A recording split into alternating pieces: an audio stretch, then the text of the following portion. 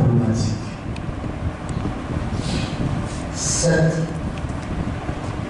Comparaison avec tout système politique. Dans les régimes parlementaires classiques, Royaume-Uni, Allemagne, Espagne, par exemple, le chef du gouvernement ne détient pas un pouvoir aussi large. Il est généralement encadré par un président ou un monarque qui conserve les prérogatives de nomination, de dissolution du Parlement ou de représentation internationale. L'article 50 s'écarte ainsi des standards démocratiques parlementaires en concentrant les pouvoirs exécutifs et militaires entre les mains d'une seule personne.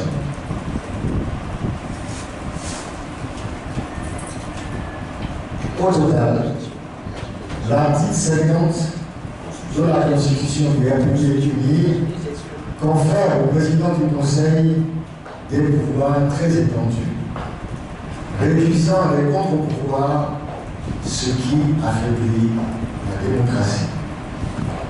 L'absence d'un partage clair de compétences avec le président de la République et d'un contrôle parlementaire effectif renforce les inquiétudes sur la concentration du pouvoir. La voie est donc grandement ouverte aux dérives autoritaires.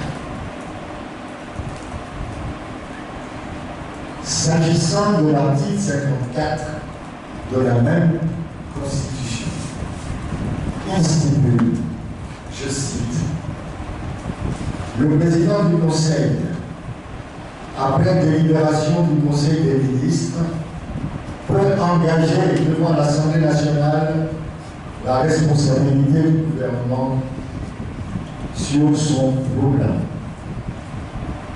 Si le gouvernement n'obtient pas l'approbation de la majorité des membres de l'Assemblée nationale, le président du Conseil prononce la dissolution de l'Assemblée nationale dans les 30 jours selon les dispositions de l'article 51 de la présente Constitution.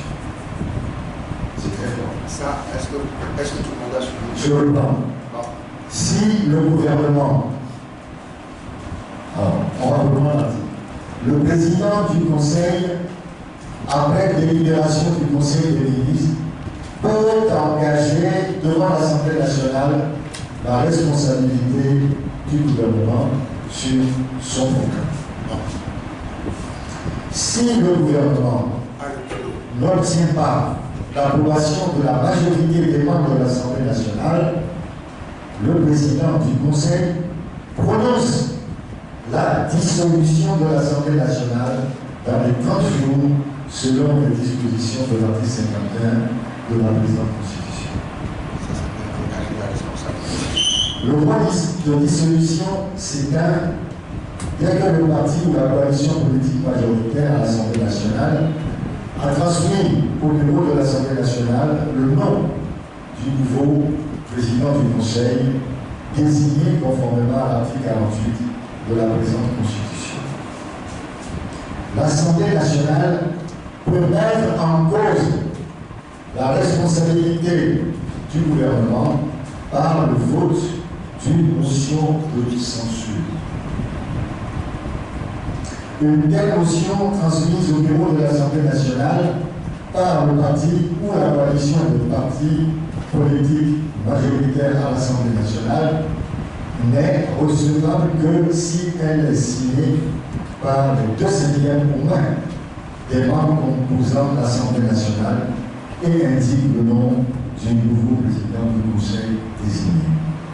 Mais la motion de défiance est votée à la majorité, tenez-vous bien, des 3/4 des membres de l'Assemblée nationale. Des 3/4. C'est quasiment impossible. Une analyse objective et rigoureuse de cet article fait ressortir 1. Ambiguïté sur le régime parlementaire. Le régime parlementaire repose sur un équilibre entre l'exécutif et le législatif, notamment par la responsabilité du gouvernement devant le Parlement.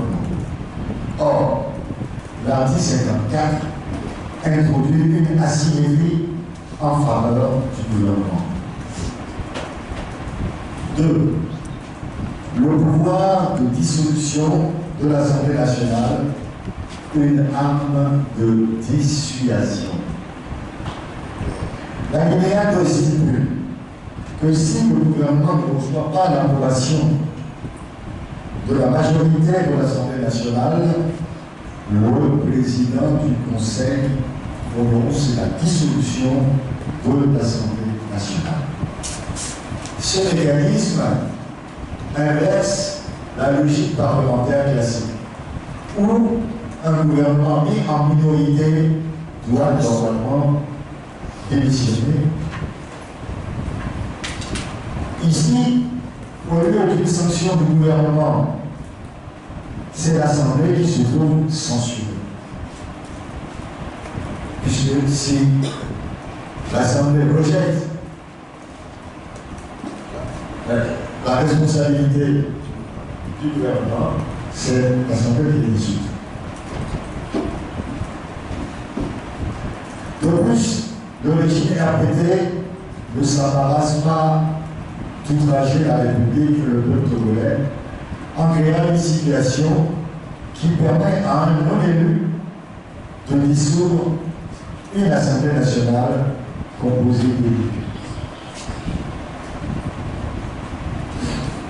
Affaiblissement du contrôle parlementaire. L'Assemblée ne peut mettre en cause la responsabilité du gouvernement que par une motion de défiance. Mais cette motion doit être recevable.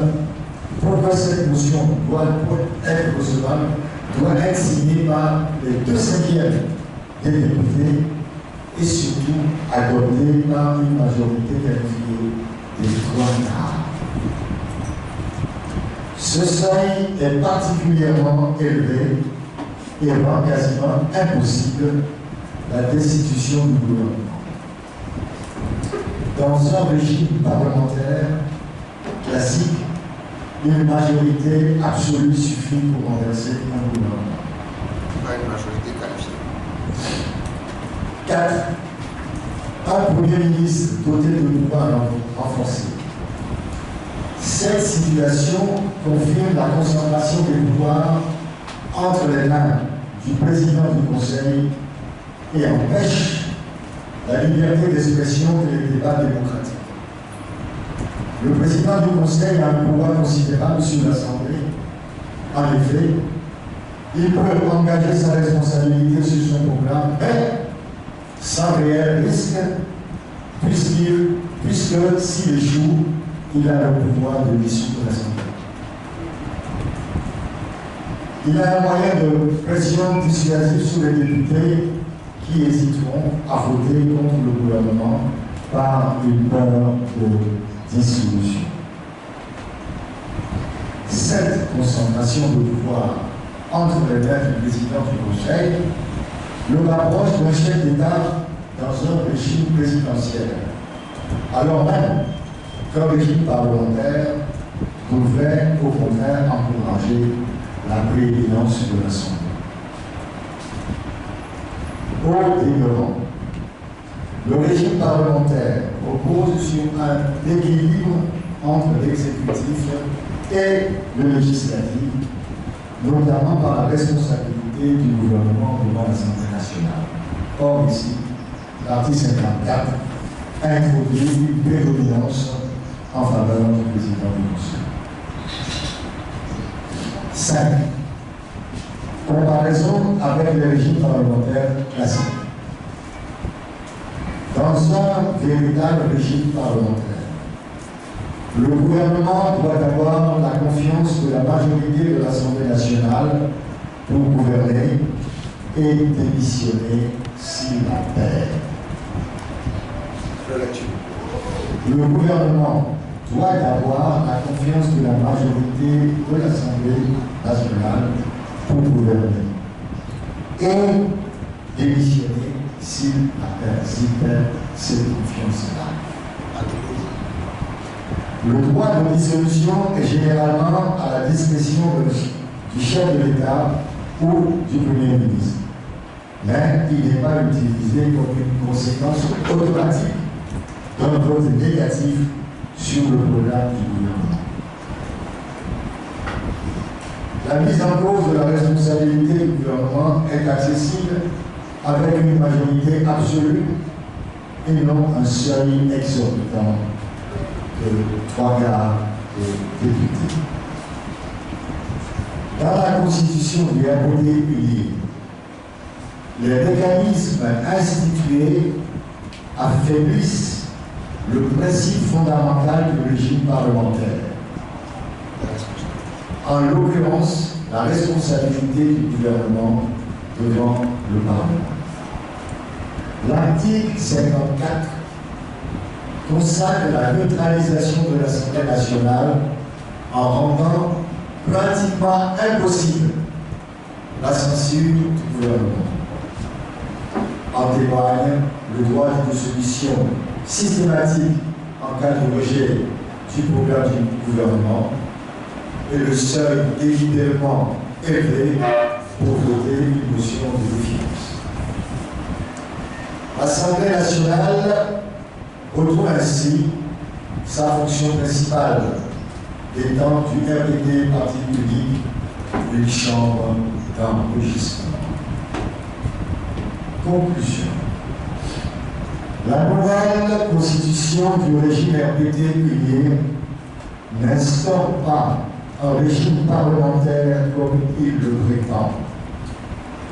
Il s'agit d'un régime hybride, en réalité bâtard, dominé par un exécutif autocratique placé entre les mains d'une personne non élue appelée président du Conseil des ministres.